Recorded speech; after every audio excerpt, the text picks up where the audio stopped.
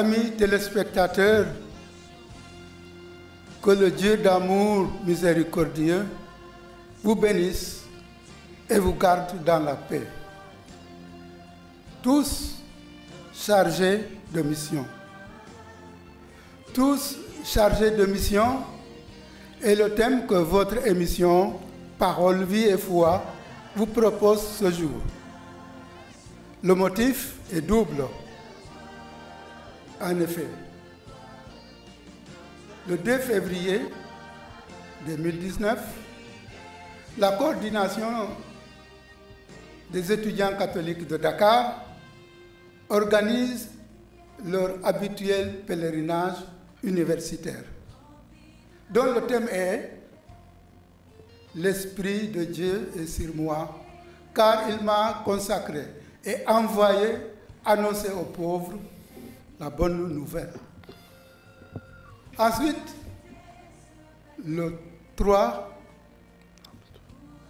2, samedi 2 février, n'est-ce pas, les chorales du doyenné de Grand Dakar Yoff nous offrent un grand concert au Grand Théâtre. Nous allons donc avoir comme consultant la première partie Gérard Hortefeux, qui est membre de la commission du sanctuaire diocésain du projet Saint-Paul de Grand-Yoff. Bonjour Gérard. Bonjour frère Martin. Vous allez bien? Ça va bien, merci. Alors tout se prépare bien? Oui, nous sommes dans les préparatifs, les derniers réglages. En tout cas, merci. C'est la deuxième fois que vous êtes sur le plateau de Saint-TV à travers cette émission Parole, vie et foi. Oui, effectivement. Alors, amis téléspectateurs, je viens de le dire, tous chargés de mission. Les activités que je viens d'énoncer, des esprits critiques peuvent penser ou dire, se mobiliser autour de construction de bâtiments ou autour de rassemblements à caractère populaire n'est que activisme béat. D'où la question, est-ce que le Christ avait comme projet construire des églises, faire des rassemblements? La réponse est peut-être non. Mais, chers amis, sachons passer de l'accessoire à l'essentiel. L'essentiel, ce que Jésus a voulu, c'est rassembler tous les hommes dans l'amour parfait à l'image de la Sainte Trinité. Un théologien catholique a dit, la Trinité, c'est l'Église. La Trinité est l'Église. Et en Matthieu 23, au chapitre 37, nous avons vu Jésus qui dit, Jérusalem, Jérusalem, combien de fois j'ai voulu rassembler tes enfants comme le fait la poule pour ses poussins. Et Saint Jean l'apôtre confirme en disant, le Christ devait mourir non seulement pour la nation juive, mais pour rassembler tous les enfants de Dieu dans l'unité. Rassembler dans l'unité. Oui, se rassembler dans l'unité, agir dans l'unité, est bien Église. Se rassembler dans l'unité, faire communauté agissante pour la vie et Église. C'est ce que font les membres de la commission du sanctuaire justice et paix et du projet du sanctuaire Grand Yoff. C'est ce que font aussi les étudiants catholiques. Nous allons en parler en long et en large. Pour commencer, M. Gérard, nous parlons du projet du sanctuaire diocésain Saint-Paul de Grand-Yoff. Pouvez-vous nous faire brièvement l'historique? Voilà, merci frère Martin pour cette introduction. Alors, le sanctuaire diocésain Saint-Paul, l'historique, la paroisse Saint-Paul est une paroisse qui se trouve dans la grande agglomération de Grand-Yoff. Il y a quelques années en arrière, les prêtres qui étaient présents avaient vu que cette paroisse devenait petite par rapport au nombre de paroissiens qui existaient. Il faut reconnaître qu'aujourd'hui, la paroisse Saint-Paul a plus de 37 000 âmes chrétiennes. Voyant que l'église était petite, ils avaient fait une demande pour avoir un autre terrain pour construire une autre église. Chemin faisant, du feu cardinal Thiandoum à feu Monseigneur Benjamin Ndiaye, en passant par le cardinal Adrien Sarr, les uns et les autres sont venus et ont voulu évoluer dans le projet. Et de passer d'une église de Saint-Paul, avec l'arrivée du cardinal, il a pensé que l'espace que nous avions, plus de 14 000 mètres carrés, il serait bien de construire quelque chose qui dépasse une église et d'avoir quelque chose de diocésain. Et donc, du projet Saint-Paul, c'est passé au projet du sanctuaire diocésain Saint-Paul. Voilà l'évolution qu'il y a eu par rapport à ça. Et ensuite, au niveau avec le cardinal, il a été mis donc en place dans ce sanctuaire un certain nombre de dispositions. L'église avec plusieurs démembrements et il y a le collège cardinal Thiandoum qui fait partie du projet global et qui aujourd'hui est construit et est fonctionnel. Donc le projet de Saint-Paul ne c'est pas seulement l'église, mais c'était le collège et l'église, donc qui est aujourd'hui sanctuaire Saint-Paul. Je m'arrête bien sur sanctuaire parce qu'on a l'impression, par les chrétiens, que c'est une église pour la paroisse Saint-Paul. Or, à ce que je sache, aujourd'hui, ça a dépassé la paroisse Saint-Paul, c'est devenu diocésain. Et donc, un sanctuaire, c'est plus pour une paroisse, mais c'est pour l'ensemble de l'archidiocèse dans lequel il y a. Mais la cathédrale est pour tous les diocèses, pourquoi ça? Et la cathédrale aussi est pour le diocèse. Donc, en fait, si on regarde dans le projet, ce qui s'est passé, c'est que la cathédrale aujourd'hui est devenue petite pour les grands rassemblements. Et l'espace que nous avons là, au niveau de ce sanctuaire, peut accueillir, en tout cas, aussi avoir des possibilités d'accueil qui soient un peu plus importantes que celles de la cathédrale. Donc ça aussi, c'est un élément qui est venu pour rendre ce projet sanctuaire diocésain.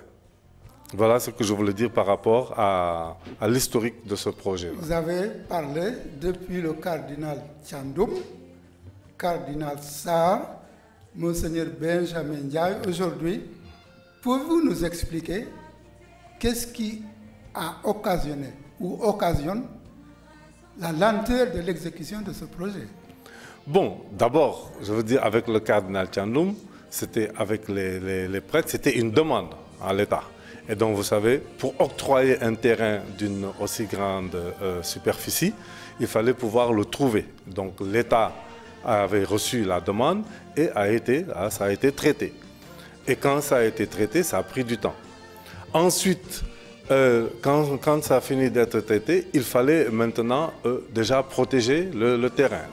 Donc, ce qui a été fait par les fidèles de Saint-Paul. Ensuite, il fallait concevoir ce qu'on voulait mettre dessus. Donc, il y avait l'école, comme je disais tout à l'heure, et l'église. Quel genre d'église que nous voulions? Ça, c'était quand on était au niveau de la paroisse. Lorsque le cardinal Sarr est arrivé, voyant cet espace-là, a dit non, il faudrait revoir le projet, ne pas se limiter à l'église et l'étendre. Donc, il fallait refaire de nouvelles études pour pouvoir voir qu'est-ce qui pouvait être fait là-bas. Ensuite, c'est une construction d'une importance quand même capitale.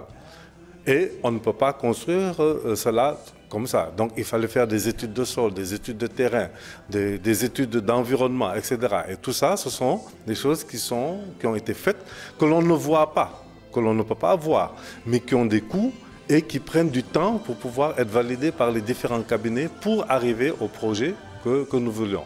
Lorsque Monseigneur Benjamin est arrivé, voyant que le projet avait commencé, mais traînait un peu, il a essayé de redimensionner encore le projet pour lui donner... En agrandissant ou en diminuant? Non. En fait, en lui redonnant un niveau qui est plus accessible à la communauté chrétienne. Parce que, semble-t-il, le projet était trop ambitieux et qu'il fallait le rendre beaucoup plus à la dimension. Et donc, voir ce qui véritablement est essentiel dans ce projet-là et qu'on puisse le mettre et que ce projet puisse sortir de terre. Par exemple, pour vous donner juste un exemple, le parking. Au départ, le projet était prévu pour 50 voitures. Aujourd'hui, le nouveau projet passe à 130 voitures. Mais par ailleurs, ce qui était prévu au départ, il y avait prévu une bibliothèque, il y avait prévu des salles de conférence, etc., une mezzanine. Mais voyant que ça, qu'on le fasse ou qu'on ne le fasse pas, ça n'a pas beaucoup d'incidence dans l'église, Monseigneur Benjamin a souhaité que ça puisse être retiré pour le moment et comme ça, on puisse réévaluer le projet pour avoir un nouveau coût beaucoup plus accessible. Cependant, ce qu'on a, c'est qu'aujourd'hui, je disais donc, on gagne en place au niveau de parking. On peut accueillir près de 5600 personnes assises. Plus quand on ouvre les portes, on peut accueillir encore beaucoup plus de monde devant. Donc, c'est cela. Ensuite, d'autres études ont été faites. C'est comment il faut peut-être sur le plan énergétique. Qu'est-ce qu'on peut faire? Parce que c'est un projet comme ça peut coûter beaucoup si on doit garder de l'électricité. Du coût? Non, le coût pour le moment aujourd'hui, nous ne pouvons pas nous prononcer sur le coût parce que nous avons repris le projet, fait des lots et nous avons lancé des appels d'offres pour les différents lots qui sont là et le coût. Donc ces appels d'offres sont en cours et nous attendons les propositions financières qui vont être bientôt reçues au niveau du comité, qui seront ouvertes et ça nous permettra d'avoir le nouveau coût du projet. Mais quelle est votre stratégie de recherche de financement? Alors, la stratégie de recherche de financement. Aujourd'hui, en dehors de l'État que nous avons contacté, nous avons des contributions des différentes structures de l'Église, que ce soit les écoles que nous avons contactées. Aujourd'hui, le prétexte, c'est la choralie du 2 février. On en parlera tout à l'heure. Voilà, donc on est allé vers les structures comme les chorales. Nous avons d'autres structures dans l'Église comme les associations, les amicales. Donc tout ça, nous avons essayé de leur présenter le projet pour que eux, chacun puisse mettre la main à la pâte. Et nous avons, au niveau des paroisses, les paroisses se sont engagées annuellement à verser un montant fixe pour le compte du projet.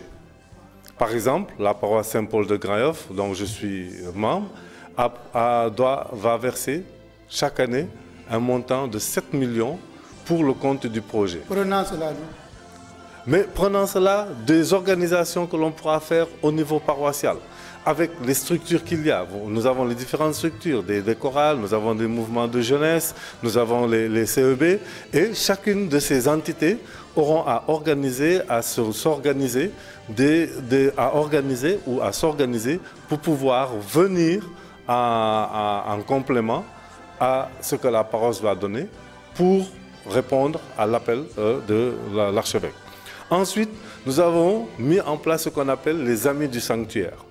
Et dans les Amis du Sanctuaire, nous avons gradué ça. C'est-à-dire que nous avons des Amis du Sanctuaire que l'on va classer en diamant. Donc, ils auront un montant qu'ils paieront en platine, en or, en argent, etc. Donc, chacun, par rapport à ce plan, verra là où est-ce qu'il peut contribuer à cela. Voilà un peu la stratégie que l'on a mis en place pour pouvoir. Parce que nous voulons présentement que ce projet, dans les 5 ans à venir, qu'il puisse sortir de terre. Dans les 5 ans à venir. Dans les 5 ans à venir. Vous avez parlé des paroisses. Je sais que dans presque toutes les paroisses, quelquefois nous parlons de deuxième quête pour le projet Saint-Paul. Tout à l'heure, je disais des esprits critiques. Concrètement, où en êtes-vous aujourd'hui? Qu'est-ce que ceux qui cotisent, ceux qui donnent quête, peuvent voir concrètement aujourd'hui? Alors, il y a, je peux le montrer, il y a un dépliant qui était sorti il y a 1 an et demi, 2 ans, qui résumait l'ensemble des contributions. Et beaucoup de paroisses, quand le Monseigneur Benjamin faisait le tour de certaines paroisses, ils disent qu'ils ont beaucoup cotisé. Je vais vous lire ici, juste vous donner. Les contributions cumulées des paroisses pour les deuxièmes quêtes. De 2007 à 2014, c'est 67 216 534. À côté de la paroisse Saint-Paul, où se trouve le projet, on était à 107 844 486 francs. Alors, la question, on doit se poser la question. J'ai beaucoup cotisé. J'ai cotisé combien? C'est ça la question.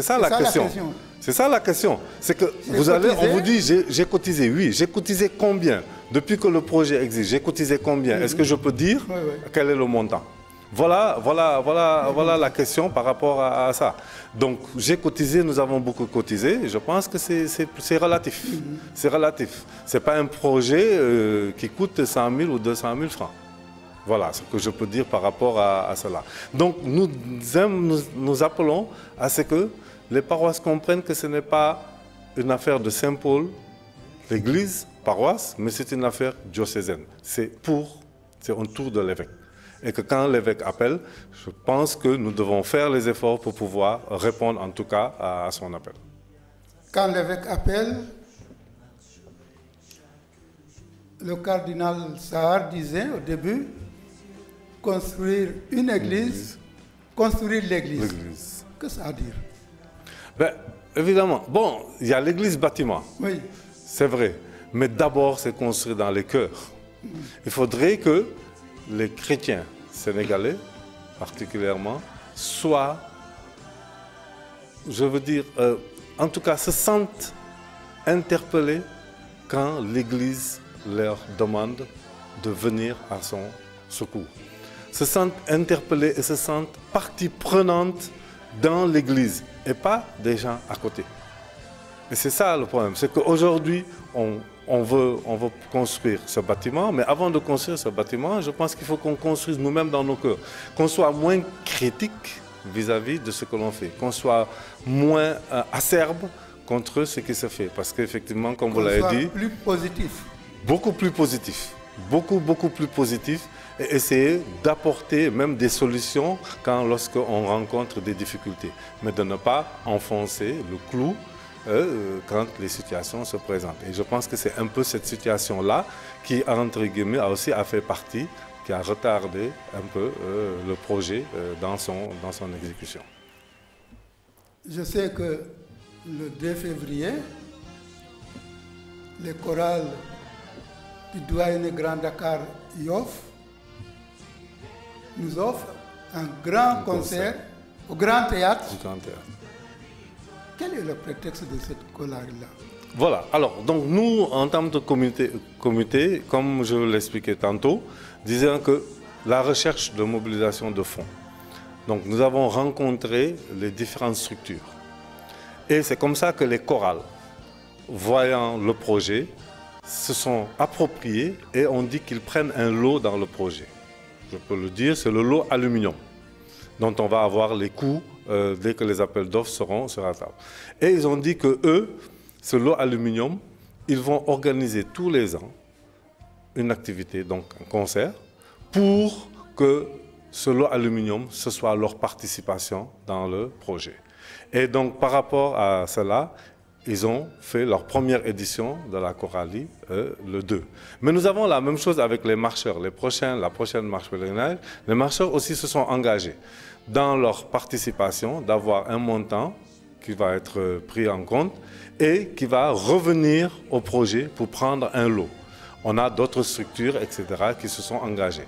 Et c'est l'occasion pour moi de dire que nous faisons appel à toutes les autres structures qui ne se sont pas encore prononcées par rapport à cela. Alors, pour revenir à la Coralie, donc les chorales se sont organisées comme ça. Et nous avons commencé par les chorales du doyenné de Grand Dakar Yoff. Donc, il y aura 6 groupes de chorales qui vont passer et qui vont exécuter. Et tous les fonds qui seront collectés seront reversés à cela. Alors, à la Coralie, il y aura les spectateurs qui seront là-bas, ils auront la chance de pouvoir visionner une vidéo qui va présenter le projet dans sa nouvelle dimension. Pour que les chrétiens qui seront là-bas et autres puissent voir réellement comment va être cette nouvelle église, ce sanctuaire que nous sommes en train de vouloir construire. Et en même temps, il y aura aussi un chanteur dont je tais le nom pour le moment, qui va jouer dans des entr'actes pour pouvoir aussi agrémenter, qu'il n'y ait pas seulement que du chant choral, mais aussi qu'il y ait un peu de chant profane. Voilà un peu le prétexte qui sert. Donc, ce qui va être fait par le choral pourront être fait par d'autres groupes et ça va se répéter certainement dans les années à venir jusqu'à 5 ans pour pouvoir vraiment revenir à prendre ce lot dont ils ont choisi. Dans la vidéo que vous allez montrer, vous avez dit, on verra comment sera le projet. Est-ce qu'on pourra aussi voir qu'est-ce qui est actuellement fait, qu'est-ce qui existe? Bon, je n'ai pas encore visionné, mais ce que je peux dire aujourd'hui, ce qui est fait, en tout cas ce qui passe vers Gaillard, vous voyez que les fondations sont complètement sorties. Tous les poteaux qui doivent tenir la première partie,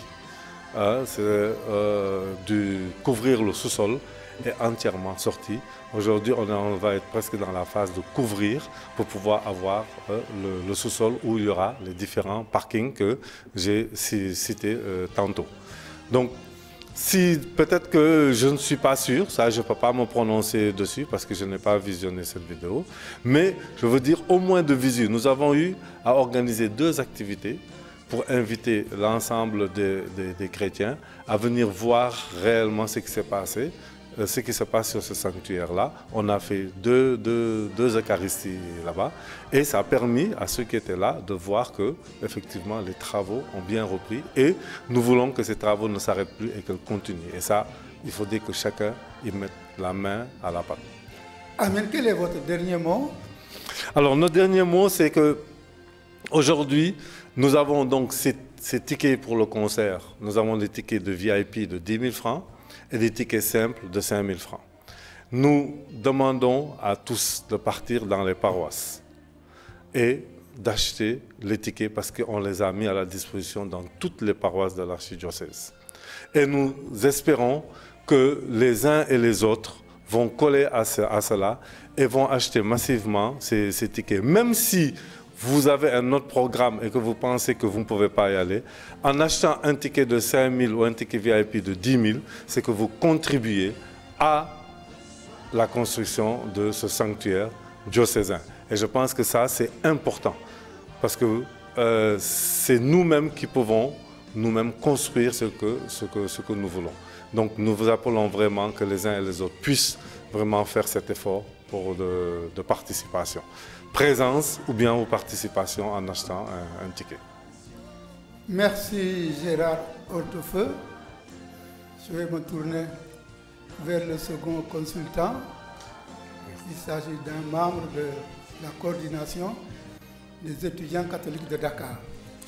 Merci frère Martin pour cette invitation. Alors, deuxième consultant, il s'agit de Charles.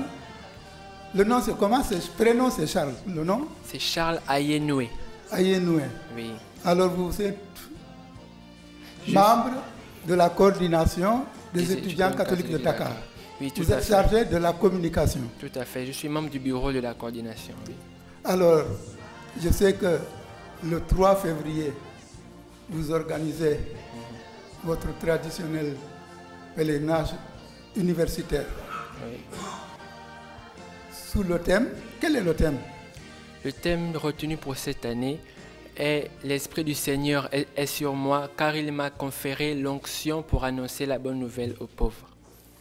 Quel commentaire de ce thème-là? Ben, vous êtes sans savoir que ce thème, le thème a été choisi en fonction du thème pastoral de cette année. N'est-ce pas, qui nous invite à nous mettre à l'école du Christ vérité.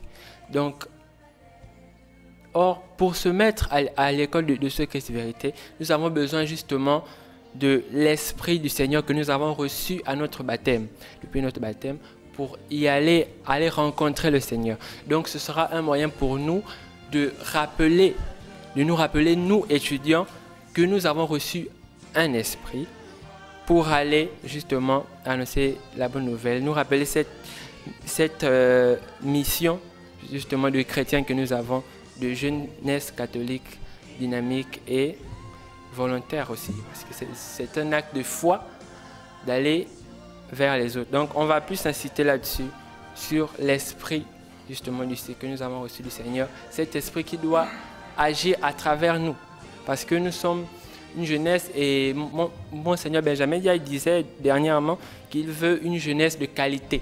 Donc nous nous inscrivons justement dans cette même dynamique en voulant s'affirmer en tant qu'étudiants catholiques que oui, nous pouvons aussi être cette jeunesse de qualité dont rêve notre archevêque Benjamin Diaye. Une jeunesse de qualité pour annoncer la bonne nouvelle. La bonne nouvelle, qu'est-ce que c'est? La bonne nouvelle, en tant que chrétiens déjà, nous devons savoir à la base déjà ce que c'est à travers le caté et toutes les classes que nous avons fait.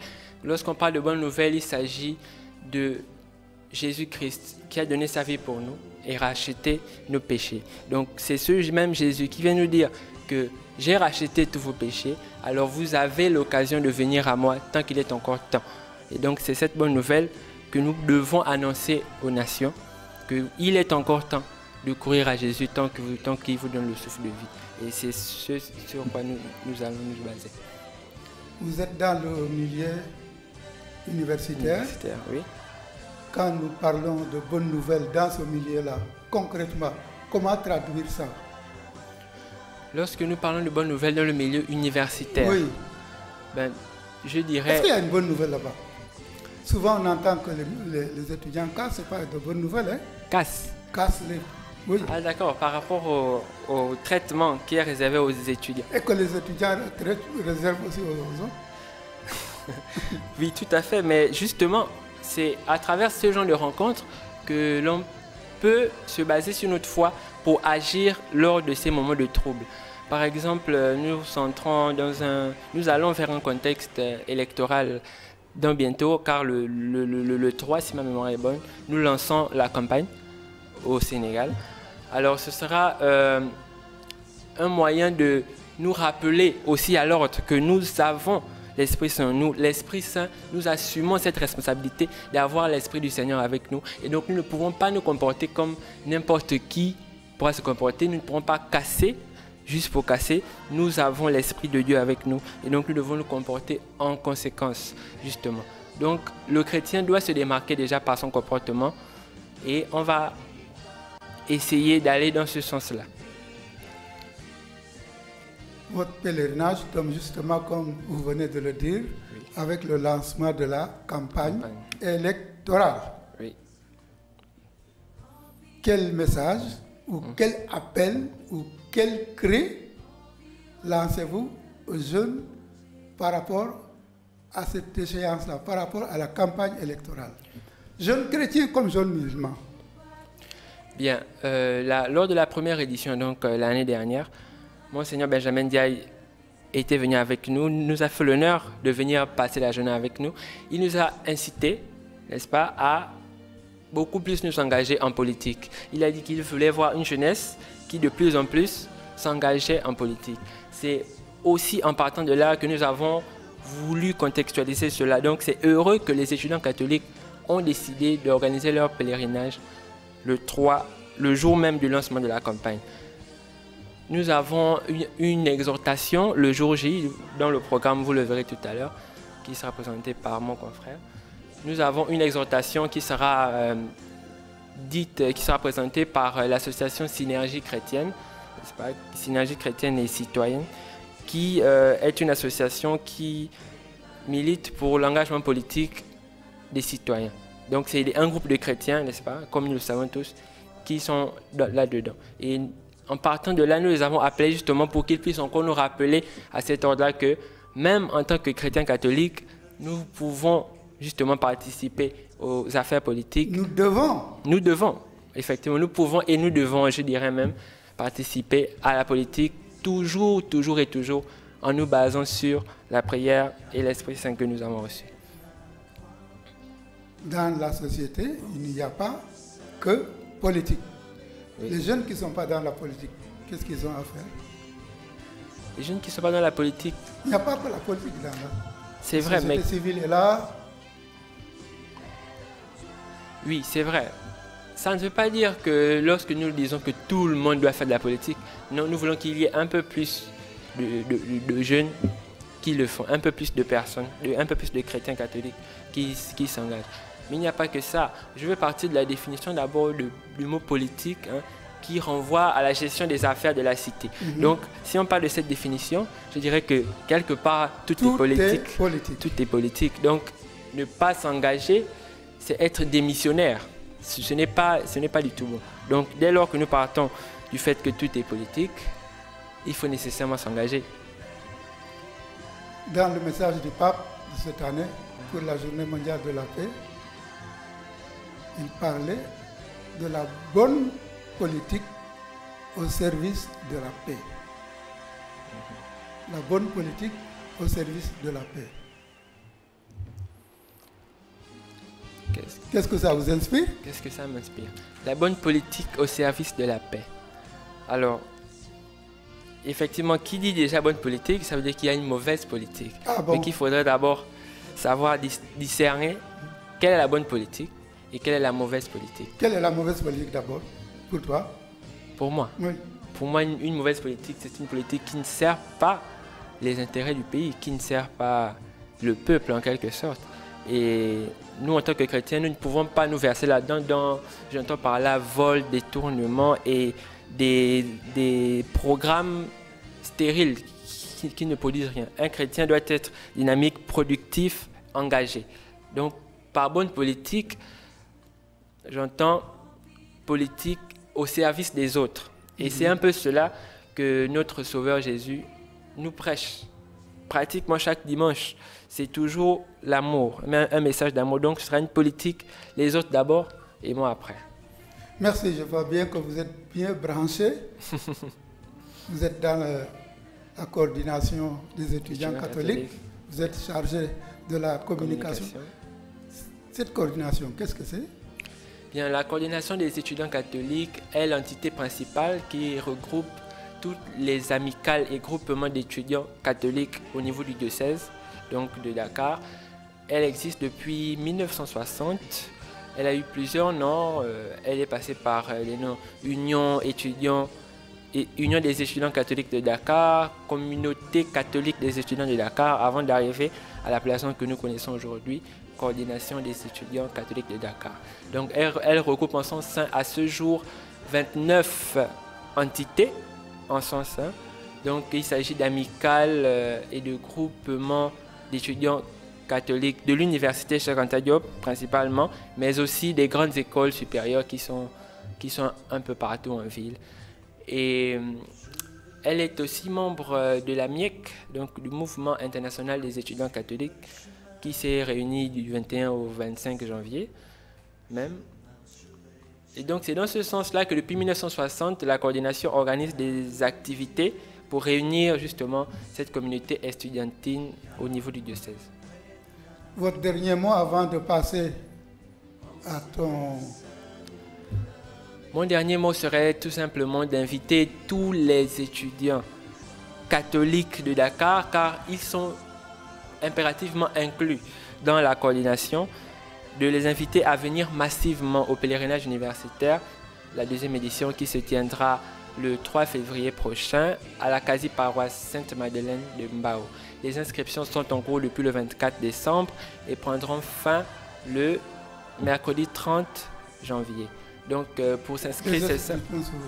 Oui, pour s'inscrire, c'est simple. Il suffit d'aller au secrétariat donc, des paroisses. Nous avons déposé des listes d'inscription dans les paroisses du diocèse.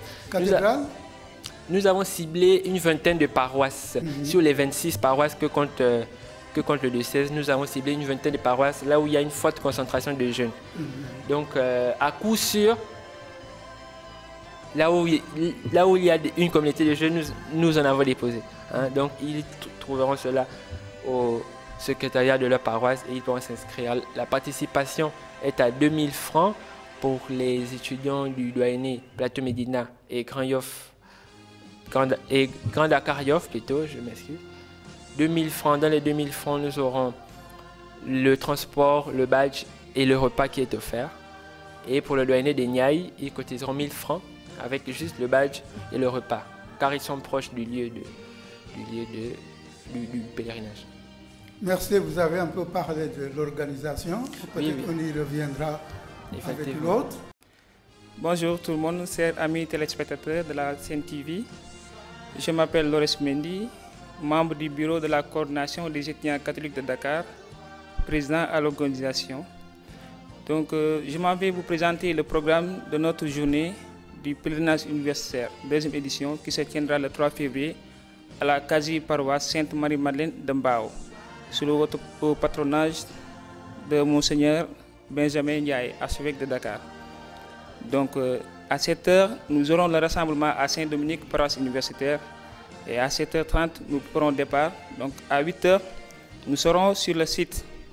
Et nous aurons le rassemblement au lieu de départ de la marche pèlerine, suivi de la marche méditative.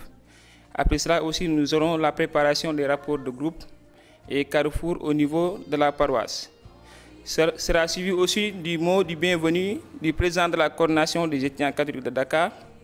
Et à 9h30, arrivé à la paroisse, nous aurons une exhortation qui a pour thème « Quelle posture pour l'étudiant catholique face à la réalité politique au Sénégal ?»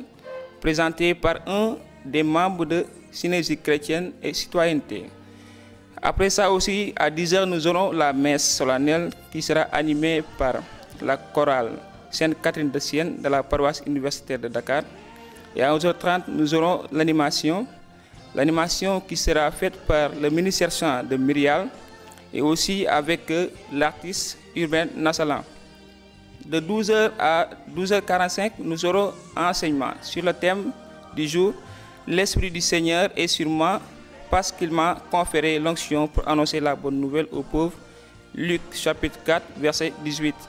Après l'enseignement, nous aurons échanges et repas.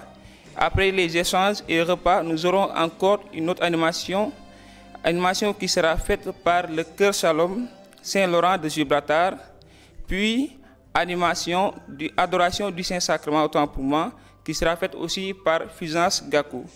Après cela aussi, nous aurons une autre animation faite par Fusance Gakou et le chœur de l'ICAO. Après l'animation par Fusance et le chœur de l'ICAO, nous aurons aussi les allocutions et à la fin aussi la prière finale et départ pour Dakar. Donc la journée du mois va commencer de 8h à 16h. Donc de 8h à 16h, ainsi le programme va se dérouler. Donc sur ce, comme le frère Charles l'a déjà dit, nous invitons aussi tous les étudiants. Et la participation, comme il a dit aussi, 1000 francs, pourquoi 1000 francs pour les autres doyennés? Parce qu'on s'est dit que les autres doyennés sont plus proches du site. Donc il ne faut pas les gérer pour le transport. Mieux vaut les laisser venir. Seulement, pour ceux qui viendront le jour J, qui par exemple n'avaient pas écho de la journée ou bien qui veulent passer la journée avec les étudiants, donc une participation symbolique de 500 francs par personne est demandée. Cette participation symbolique, pourquoi? C'est afin d'aider la coordination, afin d'aider aussi l'organisation, afin d'aider aussi ceux que nous allons trouver là-bas. Parce que vous êtes sans savoir que, n'êtes pas sans savoir que la coordination des étudiants catholiques de Dakar, comme Charles l'a dit, c'est tous les étudiants. D'ailleurs, à cet effet, Je remercie de passage le président des jeunes catholiques à Mbao, Xavier, les femmes catholiques, l'aumônier et le curé aussi de la case paroisse Sainte-Marie-Madeleine de Mbao, ainsi que les jeunes qui vont vraiment nous aider ce jour-là. Et pour les inscriptions aussi, parce que Charles l'a dit, on va prolonger la liste. Normalement, on devait arrêter le 24 janvier. Mais il y en a qui appellent pour dire que le 24 janvier, vraiment, ce serait tôt, puisque c'était une chose qui s'était décidée en réunion de bureau. Donc, on a fait une dérogation jusqu'au mercredi 30 janvier à 18 h. On arrête les inscriptions. Sur ce, toutes ces personnes qui se seront inscrites sur les listes, vous recevrez des SMS et on va vous donner les modalités à suivre pour une bonne organisation. Donc, sur ce aussi, il y aura deux numéros qu'il faudrait contacter, envoyer des SMS pour plus d'informations, à savoir le 77 784 88 35 ou bien le 77 466 20 86. Donc ainsi va se dérouler la journée et je réitère aussi cet appel que Charles vient de faire aussi. La coordination des étudiants catholiques de Dakar, deuxième édition pèlerinage universitaire sous le haut patronage de Monseigneur Benjamin Ndiaye. Nous invitons tous les étudiants catholiques de Dakar, où que l'étudiant puisse être, que l'étudiant vienne vraiment, parce qu'on a besoin durant cette journée de sentir l'étudiant catholique, de sentir que nous sommes là. Parce que aussi il y aura des messages à faire passer, Charles l'a déjà dit. Donc nous tendons aussi vers l'élection présidentielle et voilà. Nous aussi, nous avons notre mission à jouer et nous avons notre rôle aussi à jouer dans ce Sénégal qui est nôtre et qui nous est cher aussi. Voilà en quelques lignes ce que je voulais dire comme programme. Je vous remercie pour tous. L'ensemble des fidèles chrétiens se pose la question aujourd'hui à savoir quand est-ce en fait le projet va avoir lieu. Et donc la question qu'il vous pose, Monsieur Hortefeux, en tant que responsable diocésain, c'est qu'aujourd'hui ils n'ont plus confiance. Donc ils sont devenus un peu craintifs. Comment aujourd'hui les redonner confiance et leur donner une sérénité par rapport à ce nouveau projet qui prend maintenant de l'ampleur? Je vous remercie. Voilà, merci au public. Monsieur Hortefeux, vous avez une seule question. Je pense que vous avez dit les choses en long et en large et clairement. Mais il y a une question que Marcel Bagnaki vient de poser. La réponse? Merci pour cette question et qui est très intéressante. Je pense que je l'ai même brossée dans mon intervention. Effectivement, le projet a tellement duré que les gens se sont lassés et certainement même il y a eu des questions qui sont posées. Aujourd'hui, autour de Monseigneur Benjamin Ndiaye, un nouveau comité a été mis en place. Deuxièmement, nous avons